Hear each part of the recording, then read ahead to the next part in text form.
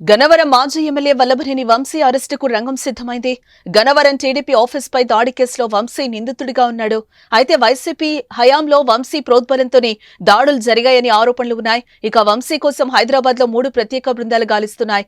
ఎన్నికల ఫలితాల అనంతరం గన్నవరం ఎన్నికల్లో ఓటమి తర్వాత వల్లభనేని వంశీ తన కుటుంబ సభ్యులతో కలిసి హైదరాబాద్ లోనే నివాసం ఉంటున్నట్లుగా తెలుస్తోంది. అయితే వల్లభనేని వంశీ హైదరాబాద్ లో ఉన్నారా లేక అమెరికా వెళ్లారా అనే దానిపై క్లారిటీ అయితే లేదు. టీడీపీ కార్యాలయంపై వల్లభనేని వంశీపై పలు కేసులు నమోదయ్యాయి.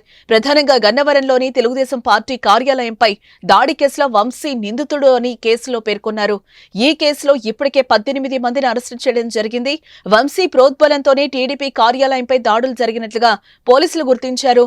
నాడు ఎమ్మెల్యేగా ఉండి తన అనుచరులను రెచ్చగొట్టడం వల్లనే దాడి జరిగిందని పోలీసులు ఎఫ్ఐఆర్లో పేర్కొన్నారు. అయితే ఏపీలో ప్రభుత్వం మారడంతో ఈ కేసును బయటకు తీశారు.